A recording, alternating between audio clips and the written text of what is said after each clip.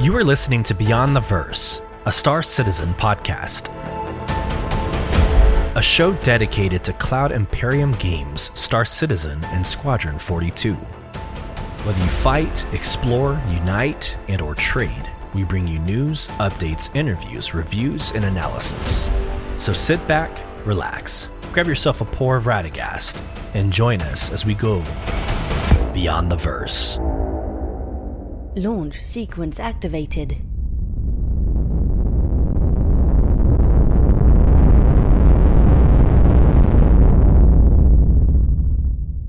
Hello, friends, and welcome to episode 35 of Beyond the Verse Star Citizen podcast.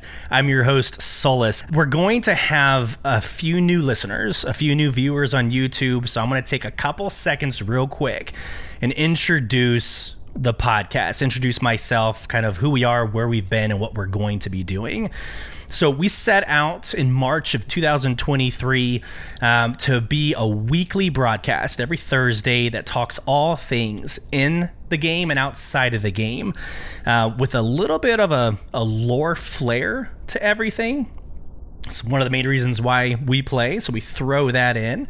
But part of our charter is obviously news, reviews, analytics, but we really lean heavily on having guests on this show. Adds color, adds that flavor that we all love about long-form conversations. We've had Conniff, Joran, Authy Gamer, The Astropub, Starjump, Blasphemous, just to name a few. But today I have the privilege of bringing on CIG's social media manager, Galaxt1ka. How you doing, friend? What an introduction. Thank you so much for having me. But I'm doing great.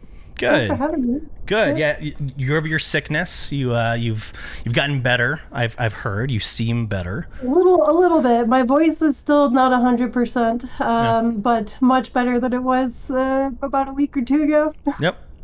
I'm actually really surprised most of y'all didn't come out of CitizenCon dead. Like, I don't know, COVID-19, everything else. Like, y'all had a lot going on. The adrenaline was keeping us going. That's right. There's a lot to be said about that. Well, this is a long time coming. It's been, well, we met this time last year, roughly. It was Q4-ish of 2022, 2952, if we want to be nerds here. But we met at Bar Citizen inside of San Antonio, and I actually had the pleasure of also meeting Jake. And I just want to take a couple seconds. I think today was his 3-year anniversary working at CIG, right? Yep. All right. So I'm going to take a couple seconds and celebrate that. That's awesome. Also got to wish him a happy birthday on CitizenCon. So I feel like I want to stay with that theme. So yeah. But had a great time at that Bar Citizen. You and I connected, established a friendship from there, and we kind of been engaged, not engaged throughout the next year. It's like you've been busy or something. Like, I don't know. You guys have a game to produce. Busy? No way. No way. But it was nice seeing you at CitizenCon. For the brief couple of seconds we were able to run into each other. How was CitizenCon for you? That was kind of my experience for most of it, honestly, is like saying hi and bye to everybody because I was just running around so much. But it was awesome. It was a really cool experience to be at such a big venue and see people that you've seen, over the last 2 years. All over the world. I mean, I saw people that I met in Germany there. I saw people just from everywhere, all under one roof. And it was just this, I don't know, I've never really felt like being in such a big venue and like pretty much knowing almost everybody, like, or at least seeing somebody that you know in like every corner of the room. And to me, that was such a crazy feeling, and it was so cool. Like, I hate to, and I've said this a couple of times, and I feel bad about saying it because it feels cliche, but it really just felt like a giant family event. And I thought that was so cool. And honestly, some of the content that was shown on CitizenCon, I'm super stoked about. Like, I kind of knew a little bit about it, but a lot of the stuff on there I hadn't seen in depth to the extent that you guys saw it until they presented it at CitizenCon. So that was like super cool for me and super exciting for me as well. It's actually very interesting for you to be part of like a production studio, of course, but not having privy or not being able to know or see all the ins and outs of the whole production. That's crazy to me. I mean, I could if I wanted to. Sure. But there's certain things to take into consideration, and one of them, for better or worse, is that a lot of the times I work from home. But not to mention that the Austin studio itself doesn't have like a ton of like designers, like game engineers. Like we have some of the ships teams in the Austin office, and we have like some server techs, but a lot of it is overseas. So I'm kind of more disconnected from those teams, just being in Austin. But at the same time, I also tell people like internally all the time that I don't really want to know what's not out there, because since I'm so public facing, and my job is, writing stuff on social media, I don't want to risk like accidentally not knowing that something isn't supposed to be public and putting it out there. So I actually, it's intentional. Yeah, no, it's a very good point. It's almost like ignorance is bliss a little bit, like not knowing protects you, it protects the community. I won't be asking you when Squadron 42 is coming out, because that's, I told you I wouldn't, but but yeah, ignorance is bliss sometimes. Like to feign ignorance. Like, oh, I don't know, I'm not privy to see that. Seems like a really good scapegoat. Before we get away from the CitizenCon conversation, though, I do have a little something for you. Incoming message. Enjoy. How awesome is it to have Galaxt1ka on Beyond the Verse, a Star Citizen podcast? Hey Galaxt1ka, it's the Poets, and it was amazing meeting you and all of CIG over at CitizenCon in Los Angeles, and I cannot wait for next year's CitizenCon, wherever that may be in the verse. Boom. Oh, awesome. Yeah. Thank you, the Poets. He's such a good dude. At CitizenCon, I met him. Obviously, he's the easiest person to pick out of the crowd because he's wearing like a 10-piece suit. Looking snazzy. Fancy AF everywhere he goes, but I dig it. Yeah, it was really those three individuals. Just quickly, it was easy to pick out the Poets because he's in a 10-piece suit. It was easy to pick out Morphologist because he's like 10 feet tall. And then Space Tomato in his pajamas, like, who looks like they just got out of bed. All right. You could see those three just like walking throughout the entire crowd the entire time. It was hilarious. But the Poets he's an awesome dude. Very classy. Great guy. Yeah, we just wanted to share that. I had reached out to a couple of. I love it. Thank you for that. A couple of friends. I'll have to shout out to Poets after this. Absolutely, yeah, he's a good dude. I do have one more for you, and I think this is a pretty good segue into some of the community input. So here we go. Hey everyone, this is Starjump Grim from Starjump. I wanted to send Galaxt1ka a hello and most importantly a giant thank you for all the hard work you've done over the past year, just engaging with the community and doing all sorts of great events, and it's just been really cool to see. Myself and everyone else here at Starjump really appreciates all you do for the community at large. Thanks, and hope to see you in the verse, and maybe we need a Galaxt1ka themed Starjump fleet viewership. So thank you. What a cool surprise. Yeah, absolutely. I had Starjump Grim and Ender on a couple episodes ago, and let me just again repeat myself. The amount of work that they put in to create the fleet view and the hangar link and all of that is just tremendous. Y'all announced like Arastra, the Arastra like ship, and like the very next day it was built into the fleet view. I'm like, why? You need a job at CIG.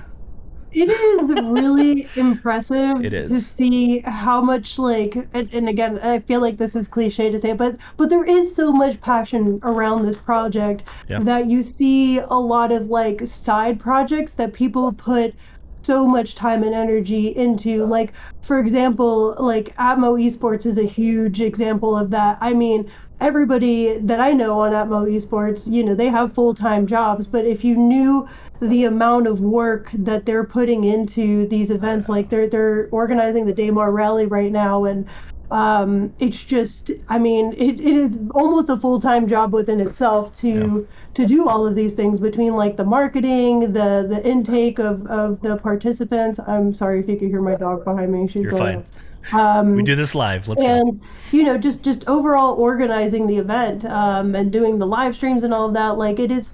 It's amazing. There's so many projects that have come out of Star Citizen, like the Startle. I don't know if you saw that earlier this year, which is really cool. But there's, like I said, there's all these really neat side projects that come from Star Citizen, and it's just because of how passionate it is, and I appreciate the heck out of it. It honestly makes working here like super cool to see that everybody shares the same passion and makes all these like really cool tools out of it. Yeah.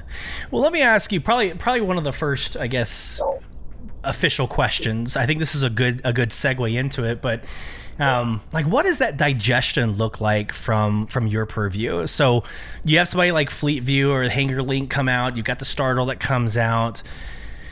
Now what? Like what is CIG's response to that? Like, what is your response to that? How do y'all digest and figure out what to do with these awesome creations that the community is putting forward?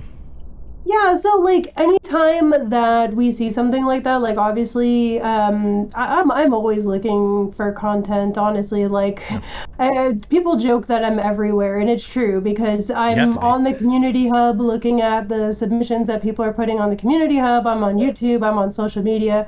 So I'm constantly looking at who's talking about Star Citizen and what kind of content they're putting out there. And anytime that anybody makes something neat or makes a tool like that, like any opportunity I get to signal boost it, I will. I think we've signal boosted them and Startle and a lot of those projects all the time, but also people are more than welcome to share stuff with me personally and be like, hey, I have this thing. And if it makes sense, we'll signal boost it and get the community involved. But like an example of that is during CitizenCon. I don't know, there's a streamer, Tom Beckhauser. Hopefully I'm saying your name right, Tom. I'm sorry Sounds good. if I didn't. Sounds good. But he caught me like when I was walking into the pyro area, and he was telling me that his friend had made Startle, and he was like asking me. I was like, yeah, I know what Startle is. And like right then and there, I was like, you want to do a video to, like, tag teaming the Startle of the day? And we did that, and it was actually a lot of fun. It was really cool. So yeah. Very cool. Very cool. Yeah, I think there's maybe some misunderstanding or misinterpretation on what a social media manager does. And I think there's like, I want to get into that. And I think I'm just going to go ahead and dive into those series of questions. But we all know you're an intern for Jared specifically. Like, we know this. Yep. 8 years an intern. Yeah, exactly. Let's just start there. First off, let's go even further back. Galaxt1ka. Why Galaxt1ka? Like where does that name, what's the origin story? Like, let's start there, and then we'll get into your career as a social media manager. Yeah, sure.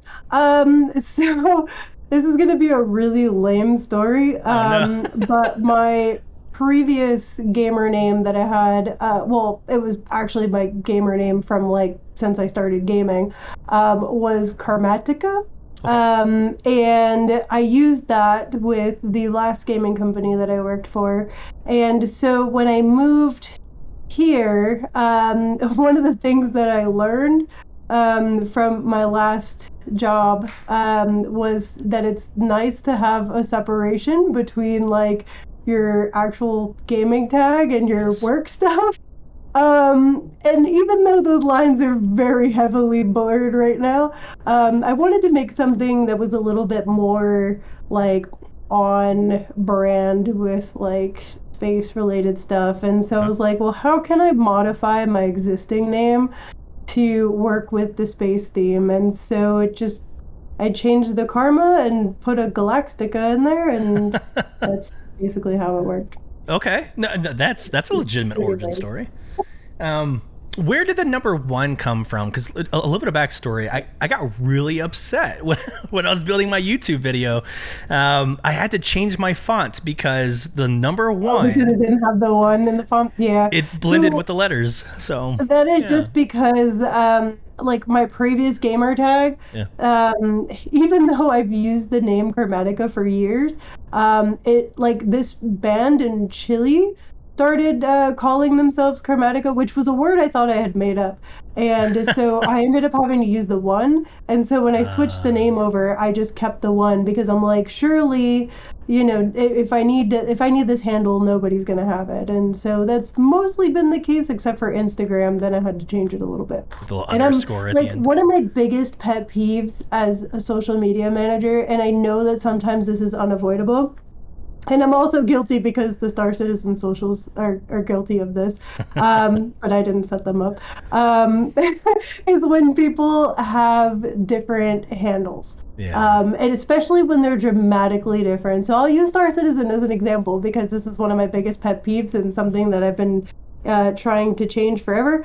But, we have Robert Space Industries as our handle on Instagram and Twitter. And then like Twitch and TikTok, it's Star Citizen. Yeah. And like when content creators have their handles so dramatically different, it makes it so hard because there's sometimes like I use social scheduling software that allows me to make like one post and share it across all 3 channels. And if you don't have the same handle across all 3 channels, and like if there's like one little difference or something like that, I might not notice, and then it goes out, and then all of a sudden I'm tagging somebody else, and then that's it's right. But yeah, that's like one of my biggest pet peeves. Yeah, I think it's something like all content creators have to go through. Obviously, I'm not a studio, but like Beyond the Verse, I had this whole thing where I had about halfway through episode 2025, I had to change, I had to pivot because everything was like Star Citizen BTV. And I'm like, okay, first off, I shouldn't be taking like the game's name. Like there's like legality and public relation considerations there. So I'm like, all right, I got to get away from that. But Beyond the Verse was taken freaking everywhere. It's like such a common name. So I get you. Yeah, it was something I struggled with in this podcast alone. It's crazy. Yeah, there's a lot of people on the internet, and so we're getting to the point where it's hard to claim something that That's you're right. thinking of unless you think of something completely unique. That's right. Well, walk us through your journey. So what made you want to get into, I guess, video games, and then what made you want to be a social media manager? So I've been a gamer my whole life. I had the original Nintendo system, back in the early 90s. I had the Sega Genesis, been playing video games my whole life. So I've always been a gamer. The irony is that like I never actually sought to work in the gaming industry. And I actually never sought to be a social media manager, so it was kind of like a happy little accident. Yeah. But I went to school. I got a degree in communications, and from there, I knew that I wanted to be like in the marketing realm, because it offered an opportunity to be creative and to have fun and just do a bunch of different things where like no day would be the same, right? Yeah. And so, like, the stereotypical fashion, I started in social media as an intern once upon a time. Classic. And that was for a marketing agency in Miami. And since then, I worked for another agency. And then I just, like, I don't know, I guess people thought that I did social media really well, and I just kind of kept doing it. And then that's pretty much been my journey. So I've worked at several marketing agencies. I worked for an anime studio for a little while. And then this would be my second gaming studio that I've worked for doing social. Nice. But I love it though. Like, it's kind kind of a cool job. But like part of me is kind of like divided because I'm like, man, I've been working in social for so long. But at the other point, it's like, I really like it though. Like I don't know what else I would do that would be like as fun as working on social. I get to go to events, in person. I get to play games and take screenshots and and one of my favorite things to do, honestly, especially in the position that I'm in now, is to signal boost content creators. Like I absolutely love like having that power. And power is a kind of a strong word, but having the ability to use my resources to help other people succeed and to be successful, because when these people are reaching partner and they're getting these deals with brands and all that stuff, and to be able to have that ability to push them over into those promotions, I think is honestly the coolest part of the job. It's a very selfless service kind of approach. Like that's a breath of fresh air to hear. So well, at the end of the day, like if they become successful and it's a mutually beneficial thing. At least I hope so. But well, you grow them and they grow the audience, and they have a reach that brings more audience too. So that's interesting. That's a really good point. So you became a social media manager for CIG after your first studio. What has been like some of your highlights? Like if you were to like champion 2 or 3 instances, like what has really been amazing for you to experience? Honestly, the Battle of the Bricks event. I don't know if you know the whole like backstory for that. Don't know the backstory. But that one is just so funny to me because so the backstory for people who don't know, I had probably, I want to say I had only been managing the Star Citizen socials for like a couple months prior to this, so I was still fairly new. And drinking from the fire hose, learning the game and learning processes and everything. And I think around that time we had announced the Vulture. No, we didn't announce it. I had posted a Lego build of somebody who had built a Vulture out of Legos, and Eve Online ended up retweeting it and putting like some snarky comment about how it looked like the Venture. And I'm a snarky person too. Like I consider myself a good troll, where I know how to like walk that line between like, being an evil troll and being a nice troll. So I bantered back and forth with them, and long story short, we ended up agreeing to meet up for an event where we hosted a Battle of the Bricks charity stream, where their teams went against our teams building a Lego a Lego build that was voted by the community. And it was like this huge event where we all got together in Manchester studio to live stream the event, and it was so cool and it was so wholesome. Like we had behind the scenes, like we were going out drinking with the Eve Online guys. We went to like some arcades, and we were staying up late in the hotel like till 2-3 o'clock in the morning, like drinking and just shooting the ship. And it was just such a cool, like wholesome experience to just have some online bickering end up making like friends with what is considered a rival game, Sure. Because a lot of like the social media sphere, like I'll use Wendy's as an example because everybody knows Wendy's social media. So good. But like everybody knows Wendy's for them like roasting McDonald's and all the other fast food chains. And so like this is a whole complete opposite direction. Like instead of like we kind of bantered each other a little bit, but we didn't roast each other. And what came out of it is that we had this really cool event where we made friends with each other and we raised money for charity. And I don't know, that was probably like my most memorable moment even to this day. That's awesome. Working here. Yeah, that's awesome. If you're a listener or viewer right now and you're not aware, go search the Wendy's social media. It is hilarious. Well, the main girl who was a social media manager who started that whole trend, she doesn't work there anymore. No. I haven't Yeah, I haven't been keeping track of the Wendy's social media. I think I was getting a lot of ads for them and I ended up muting them. But I know that she doesn't work there anymore, so I don't know if they're still using that same strategy or not. But yeah. There's an ongoing feud right now. I don't know if it's like company versus company, but it's like a Chick-fil-A versus a Taco Bell. And like they're doing their signs, like the signs when you're driving by, like one message will be against the others. Like Chick-fil-A was like, I bet we could do tacos better than you. And then they came back. I haven't seen that. It's a very good exchange. It started happening like over the summer, but yeah, it's a Chick-fil-A Taco Bell dynamic. It's hilarious.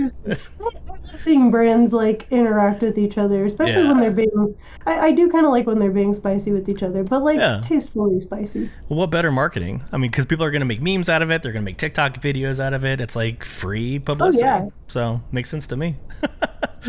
Yeah, there's a lot of brands out there that are doing really good stuff. Like Duolingo, I think is one of the best brands out there right now. I mean, if their TikTok strategy is like totally unhinged, but I mean, they're just going viral from a talking owl for a language app. It's just brilliant. Yeah. That's awesome. Well, let me ask you this, along the same spirit of the last questions. What advice would you give like content creators to help you out, like for you and your reposting and your signaling that you were mentioning? Like, what are some behaviors that you wish content creators would change to help you out in your role? Content creators, I don't like that's tough for me to answer because one of the things, like I said earlier, is just like having the same handle on everything. Would be huge. But I really don't have that much advice for content creators that would make my job easier. Aside from just like if you're planning an event, or if you're just wanting us to like repost something, mostly for events, I guess, is just to have like all the information that is needed in one single post.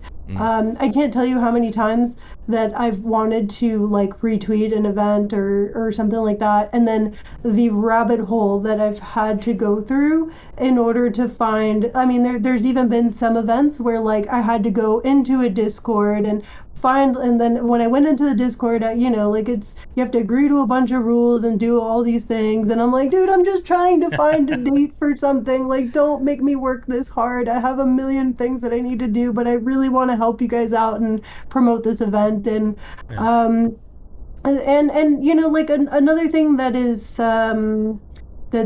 that I really enjoy doing, aside from signal boosting content creators, which is sort of related, is signal boosting ways for the community to get involved in general. Like there's a lot of events out there, there's a lot of orgs out there, but at the same time, a lot of the feedback that I see on our comments, and I wouldn't say a lot, but I do see them pretty regularly, is that there are people out there who would love to have a group of people to play with because they don't have any friends to play Star Citizen, and I'm always looking for opportunities to promote these kind of events and ways for the community to find people to play with and to get involved so that they can feel the sense of community.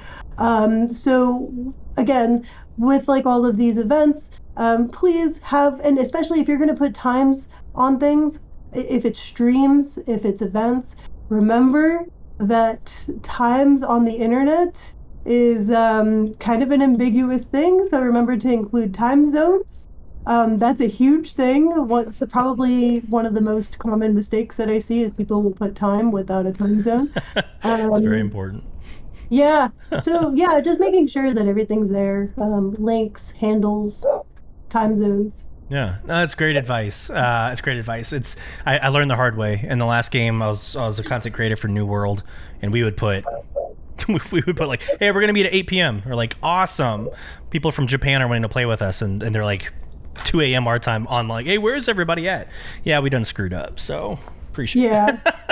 It's good advice for sure. Yeah, and it's always funny to me too, like because a lot of the times when we post with time zones, it's always in UTC because Yeah. probably like one of the easiest ones to list. But it's so funny how many people don't know what UTC is. Yeah. But yeah. So I do that. I convert everything that you put out. I convert into US Central. Yeah, I mean, so that's one of the things, like, especially because like we're working in different studios that are in different time zones. So like I'm forever converting time. So I have like a little app, or I guess a little like Chrome extension that allows me, like, I permanently have UTC, Pacific time, Central time, and whatever the time zone is for England and for Germany on there, like just permanently. So.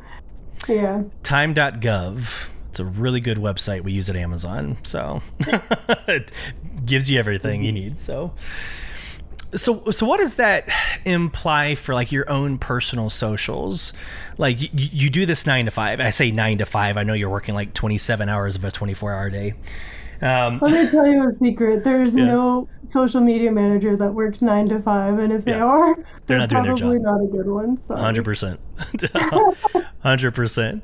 But do you ever get not burnt out? I don't want to say that. Do you ever? Yeah, I guess so. Do you ever get burnt out where you're like you're kind of done with it? You don't really focus on your socials, or what impact does that have on your personal social experience? Yeah, so I think I would be lying if I said that I didn't. I mostly it's just because of the variety of channels. Like for Twitter, like I'm so active on Twitter, and it's kind of my way to like keep my finger on the pulse with what's going on in the Star Citizen world, and I kind of feel like at this point I'm so embedded into the Star Citizen world that even on my own personal channels, I'm seeing all this stuff, which is like, it has its good and its bads. But you know, when it comes to like other social media platforms, like my Instagram and like my TikTok, I probably haven't posted. Oh, I think I posted one earlier this week, but prior to that, I haven't posted anything on my personal TikTok in almost probably a year. But yeah, like I funnel most of my energy into the brand accounts, but aside from that, it's mostly like for me I live on Twitter. That's basically all. Yeah. No, it makes total sense. And I think, okay, first off, you are the subject matter expert on this, but if I were to give any advice, have separate accounts with separate mission statements. So like, I'm not going to muddy political opinion on my Beyond the Verse podcast socials, right? I'm not going to have. And that's actually a really good point to bring up, because that's another big thing for content creators. Just because of the environment that we're living in, you know, these days. Like, if you're gonna post that stuff, like, don't mix it in with your content, because you're shooting yourself in the foot when you do that. Yep, that's right. I think you're winning if no one knows what side of the aisle you're on. If no one knows where you stand, you're like, yes, I'm winning at social media.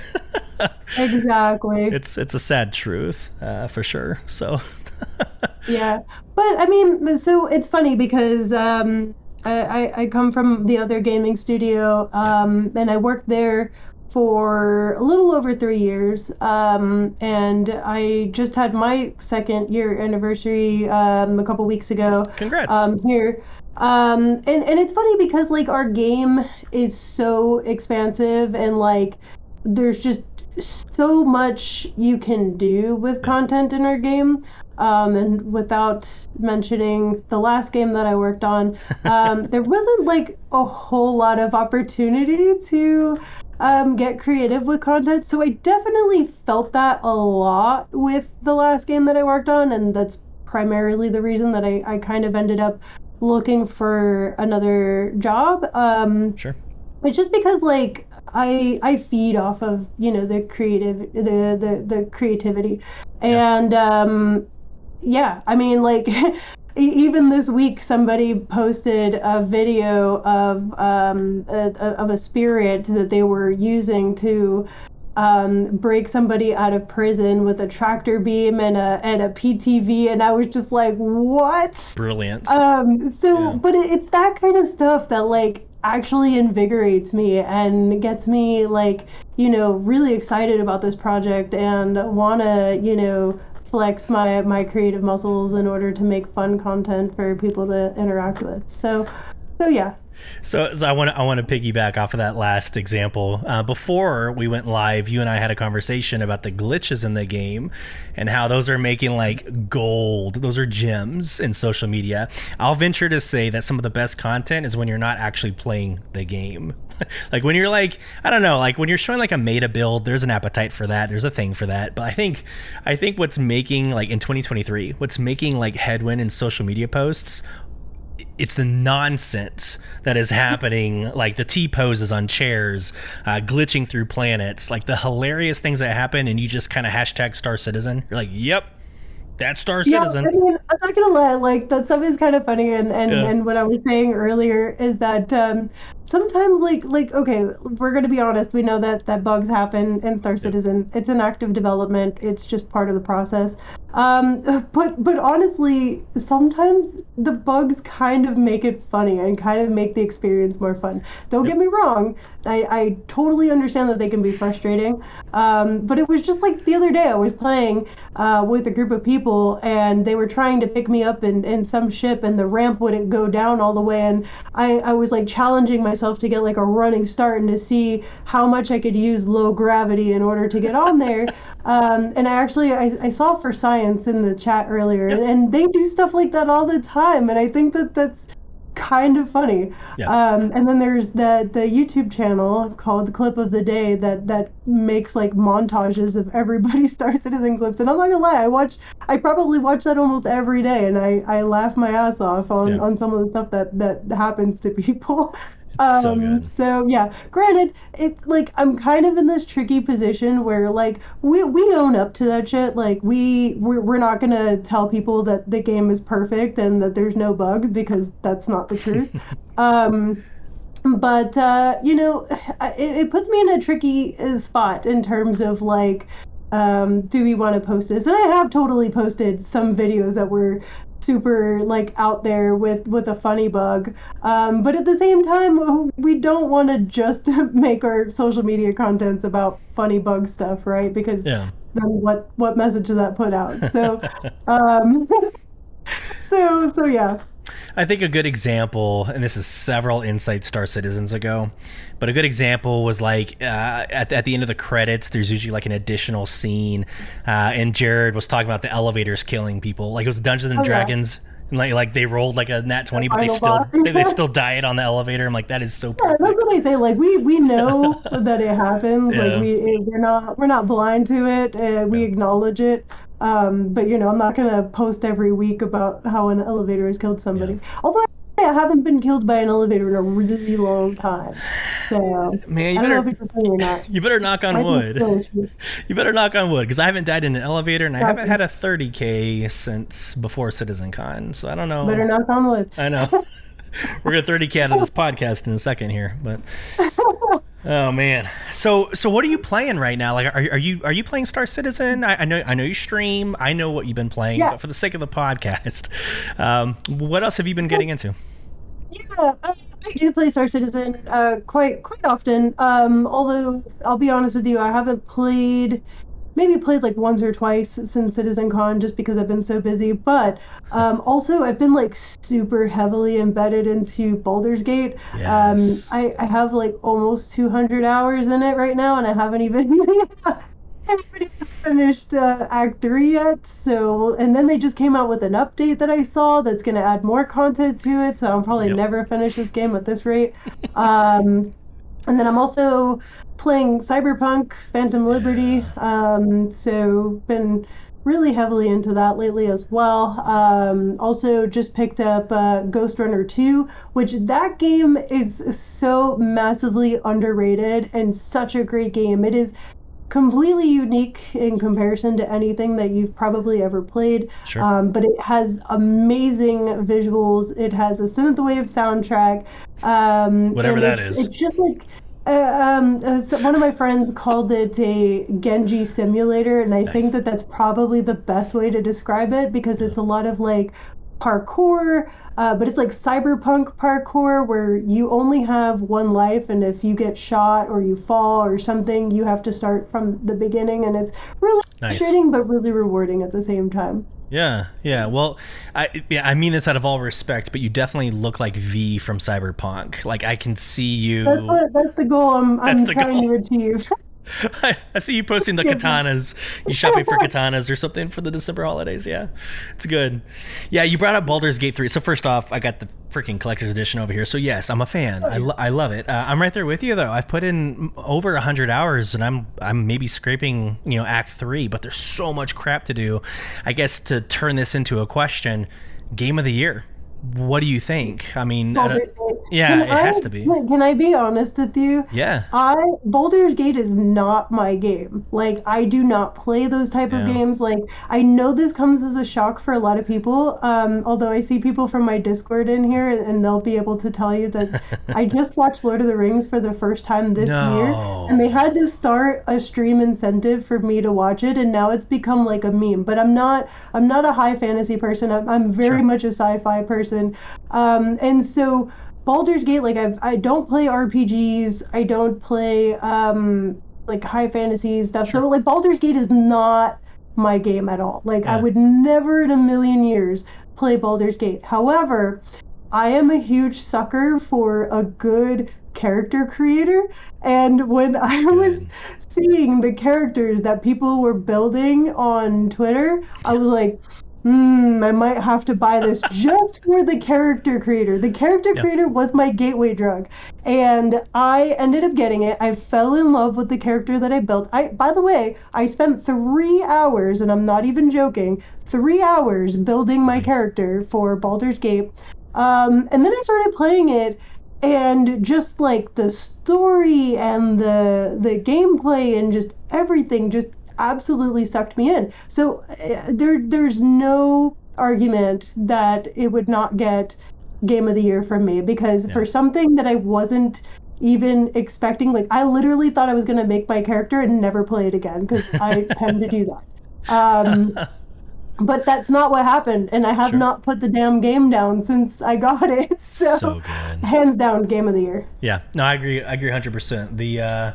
Of course, I'm a nerd, have notes on a clipboard here, but yeah, so it looks like Resident Evil, Super Mario Brothers, Alan Wake, Legends of Zelda. I don't know what it's going to compete with, or what's going to compete with it. Like Baldur's Gate 3 was just so good, and like the character creation thing. To your point, like when Star Citizen comes out with their what they pitched, I want a beard. I want to sit there and I want to comb the beard. I want to braid someone. And I just say that during so I knew about some of that. That's actually one of the things we were talking about this a little bit before, but I knew about the advanced, like some of the advanced features for the character customizer that was going to be in Squadron 42, but I didn't know to the extent. Like I didn't see it in as much detail as they showed at CitizenCon. And let me tell you, I was drooling over that panel. Like, I know some people, like, on social were saying, like, oh my God, this is like an hour panel on hairstyles. And I'm like, mind blown. Like, this is going to take me 5 hours to build my character when this comes out, because this is going to be insane. But I'm just, like, honestly, that is probably the number one thing that I'm looking forward to the most. And I think it's going to change the gaming industry as a whole when they see how expansive this character customizer is, because as it stands, like I would say the top 2 character customizers I've ever experienced was probably Baldur's Gate and Cyberpunk.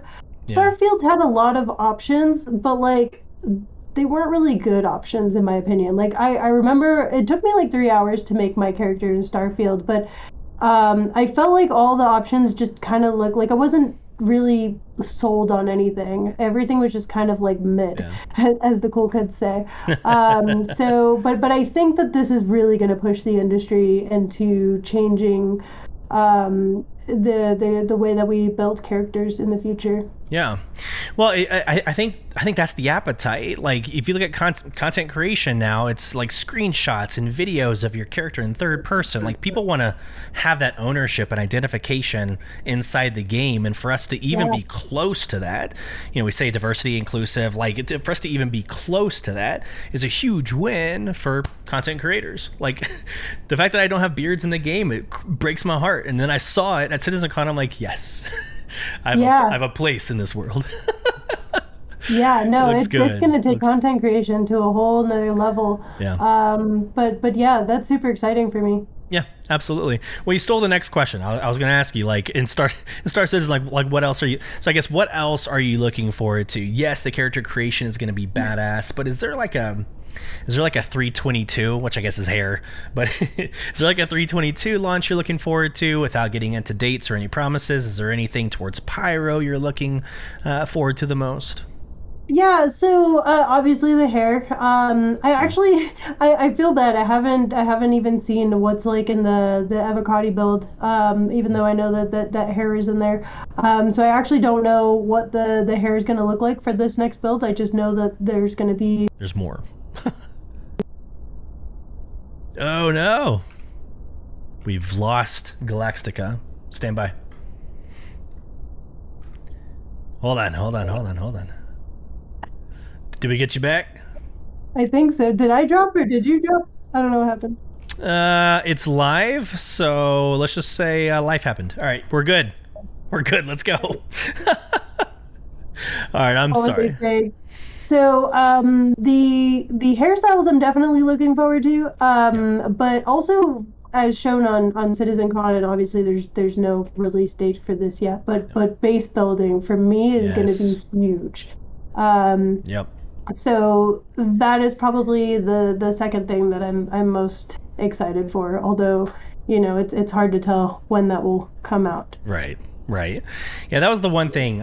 Chris gets up there and says everything that you've seen is going to be out, next year. We're like, ooh, I don't know. For base building, they did say that the development is going to start next year. So I don't know if it's reasonable to expect that will come out by the end of next year, but development is going to start. So that one is probably going to take a while. Yeah. But just seeing that at CitizenCon, like, honestly, as bad as it sounds, but just seeing that, like, actually inspired me to go back to No Man's Sky, because I am such a sucker for, like, crafting and building. Like, some of my favorite games are Subnautica and No Man's Sky, and it's because of that. Like, I love, like, the survival with the crafting elements. Yeah, no, 100%. And I think the idea of having your housing like in a public setting where people can come and visit, like the whole lot system that's being proposed right now, it's beautiful, because if you look at Elder Scrolls Online, it's instanced. Right, you have to be like invited into the home, and it's got to be like it's instanced. It's outside of the game, but this seems like it's going to be this, like, you put up your shop, you put up your org base if you have a pioneer, and then it's anybody can come by and visit. You have to protect it from the enemy. Like, there's just so much being proposed that excites the crap out of me. I can see myself like just playing on the base. Forget the rest of the game. Like, I can see myself just living on the base and having a good time. Yeah, it opens a lot of opportunities to get really creative with it, and honestly, one of my favorite things is just seeing how creative people can be with the elements that are in the verse, and making it into like a sandbox thing. And one content creator that does an amazing job at that is Expat Brat. And I think once base building becomes a thing, it's just gonna really just ramp all that up. Yeah. So what is that like for you, being that kind of liaison between the hype and like you settling people down a little bit? Like, hey guys, like, because like again, you own the social media like the temperament of social media. How do you do it? Like, what's your process? Like, what am I trying to say? Like when do you engage? When do you like get involved and say, all right, hey guys, no, we're not launching Pyro tomorrow, for instance. Like, how do you do that? Like a finesse for it. So like when we were doing what's it called? The preview channel where Yes. like a lot of people got access to be able to experience Pyro. Although it wasn't everybody, but it was. I would argue to say that it was a good majority of our active user base. Yeah. With stuff like that, I have to keep in mind that because not everybody has access to that, I don't want to kind of poke the bear and make them feel bad that they don't have access to it. But for technical reasons, we couldn't give everybody the keys to Pyro. Right. So a lot of like the way that I kind of designed my strategy around that was just to let the community be the voice. So I actually don't think, I think I maybe made like one, maybe two posts that came from me that was like, hey, this tech preview channel is up and here's how it's going. But all the other content that we posted was just sharing what the community was putting out. Yeah. So it was really just letting the community talk about it. And the same thing with the F8C event that we did with the platinum tickets. Like I think I only maybe made like 2 or 3 posts, but for the most part we just let the community make the post and then we signal boost that. Yeah. So that's kind of how I arrange my strategy for that. Yeah, I feel like it would have to be a balance. Like if you follow Jared and Jake, and like every now and then, I mean, I've seen Tyler get involved every now and then. They jump in there and they say, "Hey, like let's either temper the toxicity, like temper the it's never gonna happen, or it's the temper like, hey guys, we're not even like close, to being in live prod. So let's slow our expectations down." So I see it coming from other people, not just you. I see it coming from a lot of the. I guess the decision makers or the influencers from CIG. Another good example of this is like actually for IAE this year when we put that messaging out about Jax not going to be part. Like we didn't want to break like the brand voice and break, because a lot of the times when we make the social media posts and stuff like that, like we try as much as possible to make it as immersive as possible by like writing as if like you were in the verse or like in the game, where it's sometimes you can't, you have to like avoid it, but for that we decided to do that approach. And then we saw a lot of the community like coming up with like all these conspiracies from like the expectation that Jax was gonna appear at the end of IE, and then some people thinking that it was related to the writers' strikes and all of that. And so that started like blowing up on socials and on Reddit and stuff. And so us as the community team were like, okay, we might need to break character and actually clear out the air so that people aren't, disappointed when they're not gonna see Jax, this year for IAE. And so sometimes, it's really just, you have to have like an internal like thermometer to gauge the temperature of like when you're like, all right, we gotta break character here so that we can set the expectations so that people don't get disappointed. And we try to do that as much as possible, I would say. Sure. Yeah. So between you and me, no one else. So let's keep this just between you and me. I'm totally guilty of that. I created a conspiracy theory where I was like, you know what? He's in Pyro. Right? Like he's in Pyro. They're going to cut scene away from IE and he's going to be making videos or something from Pyro and it's going to be like a tie-in. Like I had a whole podcast segment where I'm like, it's still going to happen. And like literally that next day, Tyler comes out with his, I think it was like a Reddit post or something. And I was like, nope, not happening. Yeah. Damn it. Yeah, it was tough. But I think it was the right call because I think if we hadn't said anything and then he just never appeared and that was like the only messaging that we had, that it would be a totally different outcome. Sure. But yeah. So we're getting into one of my last questions for you, or last like segments for you, but we talked about your influence like external with the community. I would love to learn more about your influence internally, like to CIG. And I hate asking, like, what's your 9 to 5 look like? I hate that. So I'm going to ask a better way.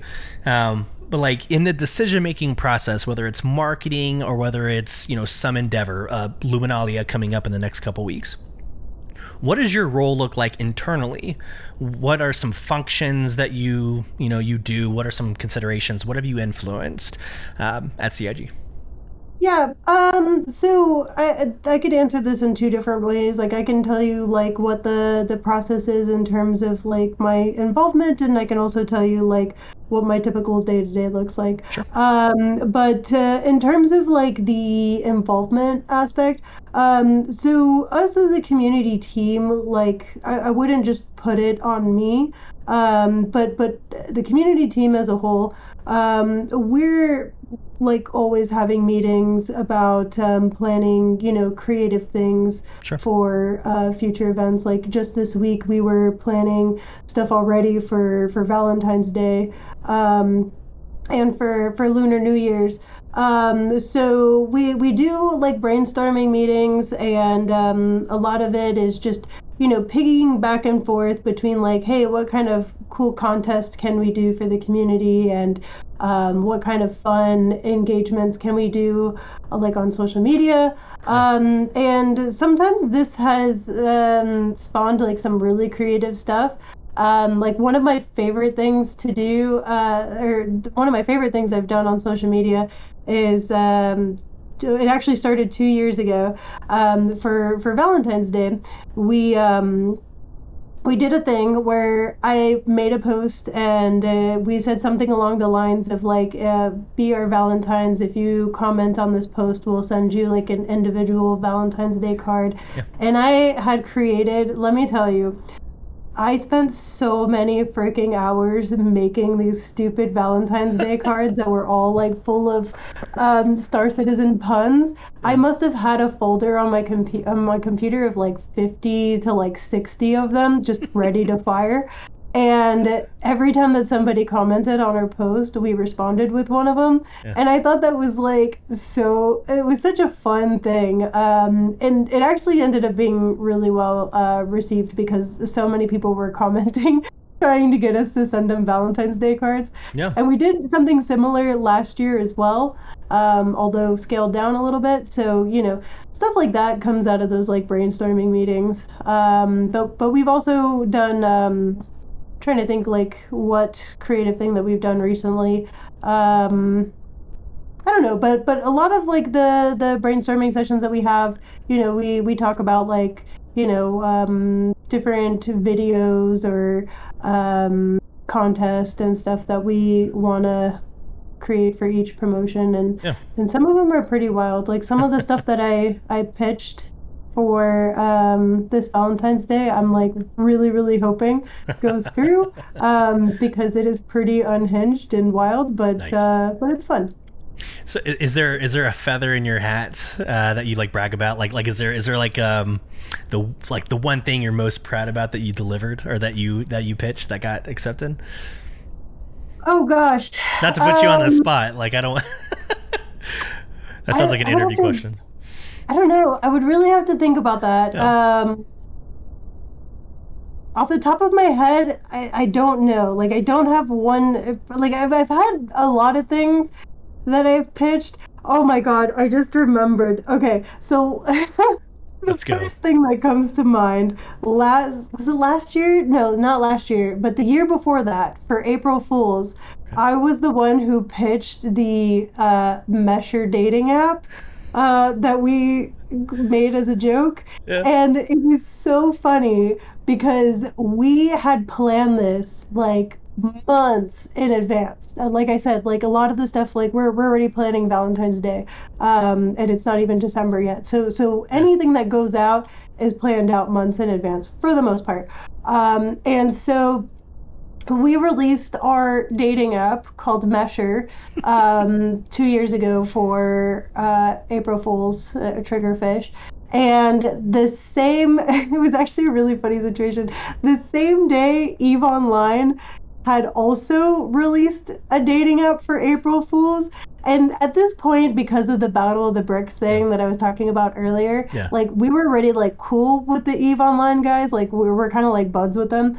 And so we sent them a message and we're like, hey, So I know you're not going to believe this, but we have the exact same April Fool's joke as you guys. That's We totally leaned hilarious. into it, and there was like all these conspiracy theories online about why we both had dating apps and stuff. Because I think even in the post that when we released it, like I had to obviously pivot, and we kind of played on it and said like, hey, is I forget the name of their dating app, but it was like, hey, is Eve Online's dating app not working out for you? Are you not finding the matches? Then come over to Mesher. But it was fun. It was fun. That's awesome. Yeah, that's well.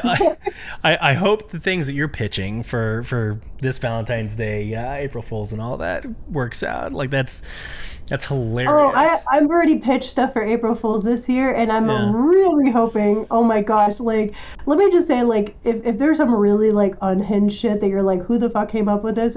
Like, I probably had a hand in it.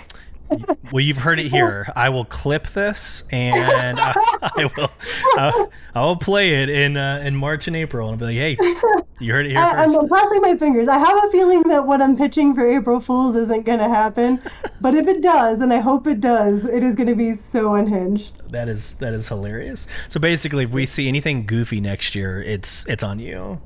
Yeah, probably. Got I it. mean, there's probably a bunch of stuff though, because like even that year that we did the Mesher, we did a bunch of stuff for April Fools. Like we came out with like a fake patch notes blog and stuff like that. So everybody actually contributed to all of that. So it was definitely a team effort. Yeah. Well, awesome. I am going to read off a couple. I'm going to call this a lightning round. This is coming from the community. A couple of questions. I call it a lightning round because I think they're pretty expected questions. So, like, what's your favorite ship manufacturer? We'll start with that one. So my favorite ships like constantly cycle because I'm drinking from the fire hose with ships now that I have all of them. But lately it's been Crusader. Okay. My most recent favorite ship is the Ares Inferno Ion. But I haven't actually tried the C1 yet, and I'm really dying to try the C1, and I have a feeling that might become my favorite ship, but TBD. Yeah, the tractor beam on the C1 we talked about in the last episode. But the tractor beam was a lot of fun to do a lot of things I shouldn't have been doing in game, like taking other people's crap and blocking them where they can't get into their ship. So. I haven't even used the tractor beam yet. It's good. Yeah. Interesting. Crusader is like middle of the road for me. Like, okay, I'm fancy, I guess. I love Origin. I love the design, language. I love, like, again, it's like a Tesla in space. But even then, it gets a little like too much at times. So I'll go to Drake because it's the homeless man, manufacturer. Just on both sides of the spectrum. Exactly. If I could put an Origin inside of a Drake, it's really funny. But like the middle of the road, like I go back and forth, just like you said. I go back and forth. I kind of dabble in Argo. I've really enjoyed the Vulture and like the different type of like salvaging mining, the workers, the blue collar ships. But yeah, I go back and forth. But Origin is like a good place for me.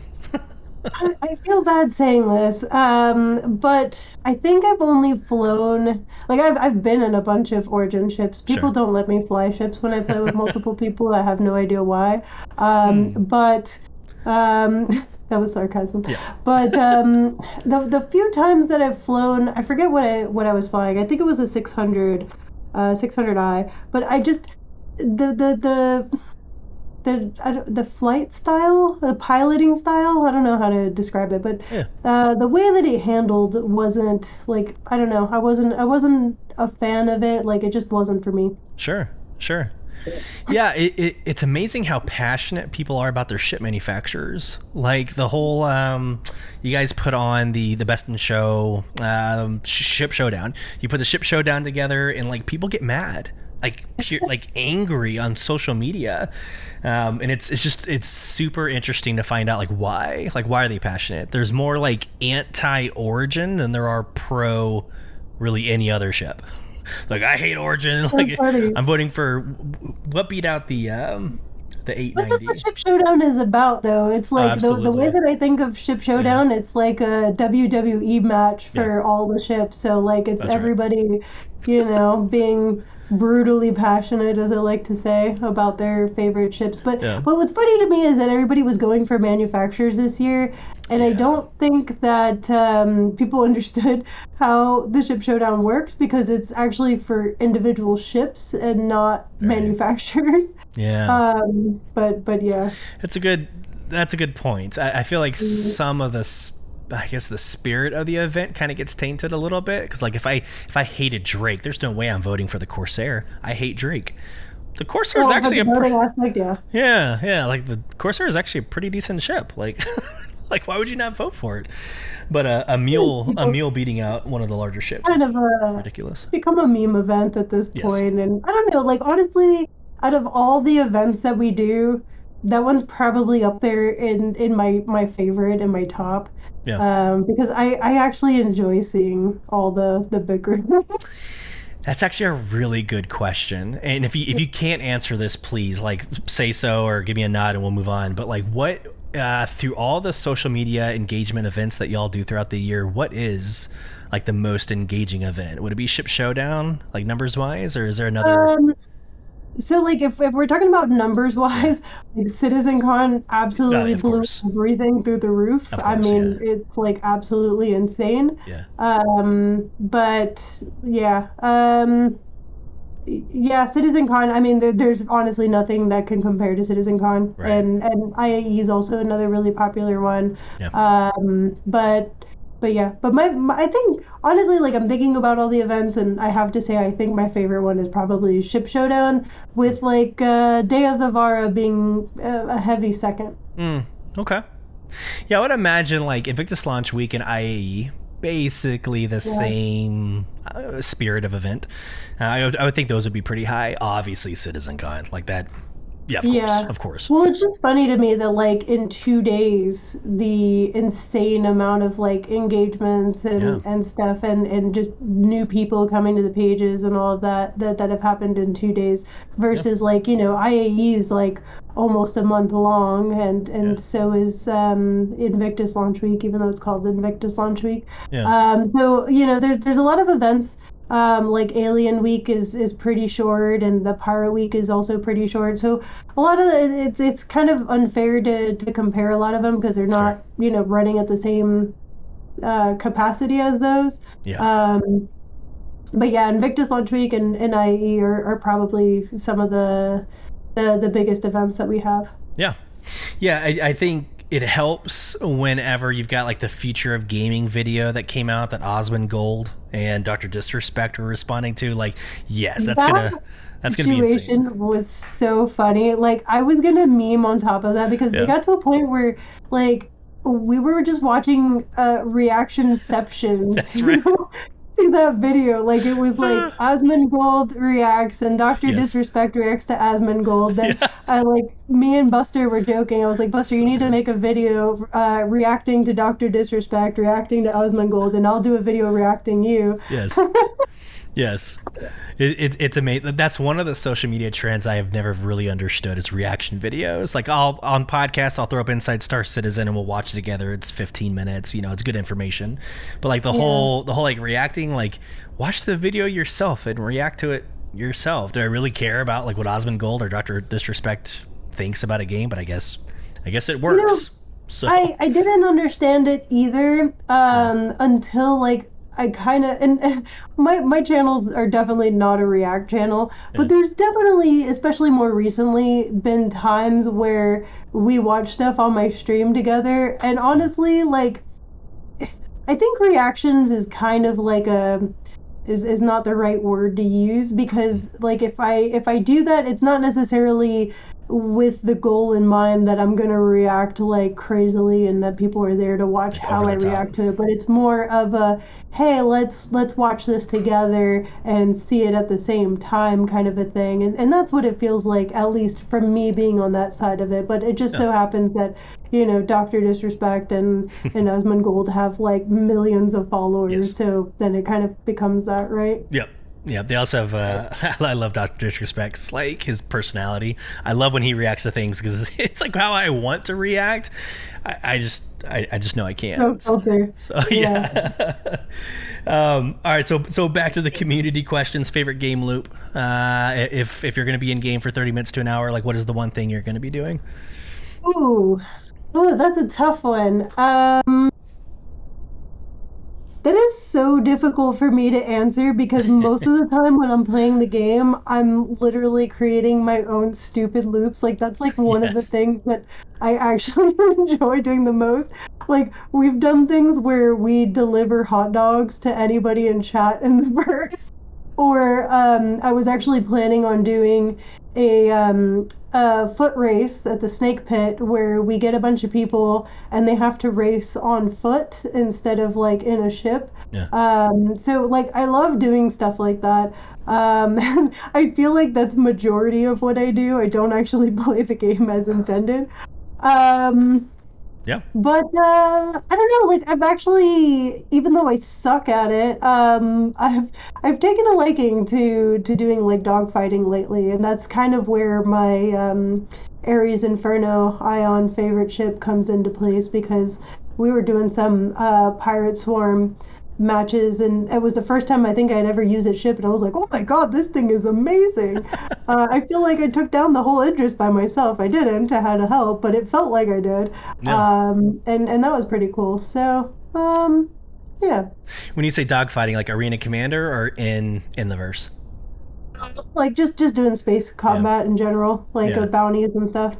Yeah, I'll throw you a huge curveball. My favorite loop is taking like the 890 jump out to like a lake on Microtech and literally like not RPing, but like just hanging out there while I'm like working or while I'm doing other things, just existing in the verse, like not really doing anything. So like I'm super lame, but that's what brings me joy. So appreciate it, honestly. Like honestly, that's why like I've spent so much time this year. Like before I got into Baldur's Gate, I was playing a lot of No Man's Sky, and like honestly, I just love having a game that like you can just do whatever. Like if you just want to have like a chill, mindless game, and that's why I'm looking forward to base building, because I just want to find like a spot in the verse that's like super chill and just like you know, build my base and not have to like stress about other stuff. And I don't know, I can totally appreciate that. Like sometimes I go sightseeing around the verse too. So yeah, I could totally appreciate that. Two last questions. All right, here we go. Your favorite starting city? So out of the four we have currently, Area 18, New Babbage, Lorville.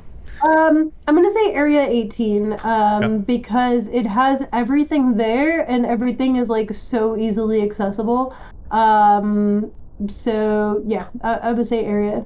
I mean, also because it's a little cyberpunky and I might have, you know, might be partial to cyberpunkness, but yeah. You stole my quip. You stole my quip I was going to give. Is like, yep, that's very much cyberpunk when you walk around Area 18. Yep. Well, last question. Your favorite upcoming ship? That's not out yet. No dates. Just what's your favorite upcoming ship? Dang. I gotta think about this. There's so many. Yeah, I don't know.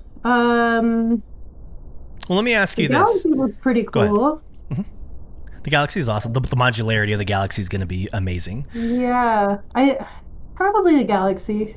The Galaxy. I was going to ask you, are you more like interested in like the capital ships coming out? Or are you more interested in kind of the smaller squad ships that are coming out? Yeah, like honestly, from my perspective, like capital ships don't really interest me that much.